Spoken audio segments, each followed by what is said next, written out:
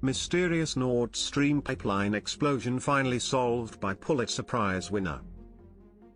3 catastrophic explosions along the undersea Nord Stream pipes on September 26, 2022, released an estimated 300,000 tons of unsafe methane gas into the Baltic Sea.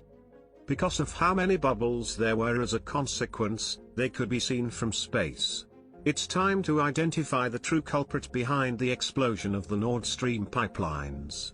It was quickly found to be a multinational sabotage attempt, with several nations blaming Russia for it. Given that he invaded Ukraine in February of that year, Russian President Vladimir Putin wasn't the most well-liked guest at the celebration, and Nord Stream involved Russian pipelines. The case has been solved by award-winning journalist Seymour Hersh. A massive 750-mile network of offshore, underwater pipelines called the Nord Stream pipeline carries natural gas from Russia into Germany. Construction on the first pipe, known as Nord Stream 1, started in 1997 and was finished in May 2011. 1.9 trillion cubic feet of gas could then be securely transferred into Germany, meeting all of their energy demands, 24 hours a day, 365 days a year. Due to Nord Stream 1's success, work quickly started on creating a second pipeline, which was Nord Stream 2. This resulted in a doubling of the already enormous amount of gas being transferred between the two nations. Germany had a dependable source of gas to meet its energy demands, and Russia would profit more from the sale of their resources. Western nations worried that Russia would one day take advantage of this and weaponize the energy network, using their dominant position as the main provider of energy to Europe as leverage.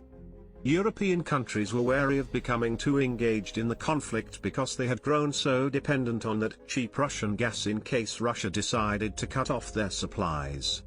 Russia was the apparent top suspect when Danish and Swedish police stated on September 26 that 3 explosions had damaged portions of the Nord Stream pipe network.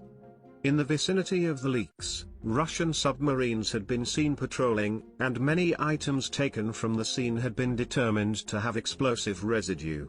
The Russian government owns a portion of the energy behemoth Gazprom, which holds a 51% controlling stake in the Nord Stream pipeline.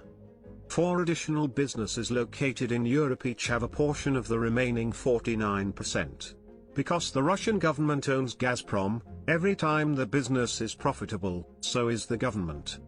An astonishing revelation has been made by a Pulitzer Prize-winning writer, claiming that U.S. Navy divers set the explosions that wrecked the Nord Stream 1 and 2 pipelines beneath the Baltic Sea in September.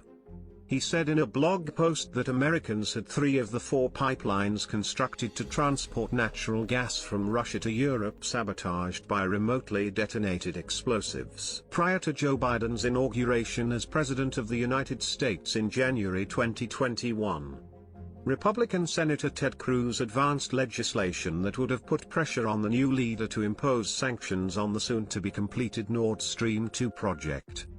The new pipeline, in the opinion of Cruz, would give Putin an excessive amount of control over Europe.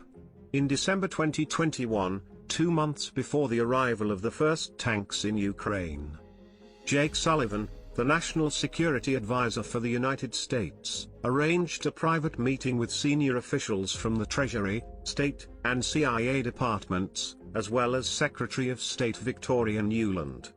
They were all opposed to the Nord Stream gas pipeline system. Hersh claimed that the operation was carried out by the Navy under the pretext of Baltops 22, a NATO maritime exercise. The genuine C4 might be planted by the divers from Panama City, who could then leave the area without anybody noticing. The final challenge was figuring out how to set off the explosives. In the days or weeks following Baltops 22, if the C4 were to detonate, it may cast doubt on the White House. Engineers created a release on the explosives that would only charge in response to a certain sound cue to get around this issue. On short notice, an aircraft was scheduled to fly overhead and drop the buoy over the region. Once in position, it would emit a special audio key that the explosives receivers would pick up and use to start the timers. Additionally, the explosion order was given on September 26 at roughly 2 a.m. local time. 3 explosions occurred at different places along Nord Stream 1 and 2, swiftly contaminating the region with poisonous gases. A burst of methane gas rose to the surface as a result of the undersea explosion.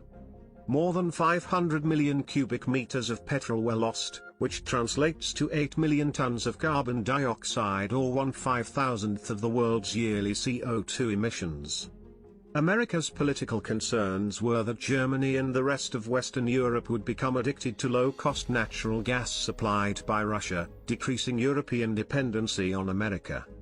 When National Security Advisor Jake Sullivan called a meeting of a newly established task group and announced the planned plan for the destruction was being carried out at the president's request, the plan to damage the pipeline was taken well before the conflict started.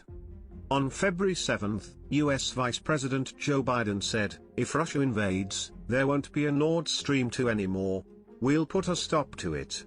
According to Adrienne Watson, a spokesman for the White House National Security Council, this is completely false and fiction.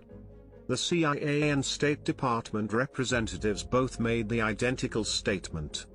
Russian Foreign Ministry later stated that the United States needed to explain its participation in the pipeline explosions. As of yet, no decision has been made in this case.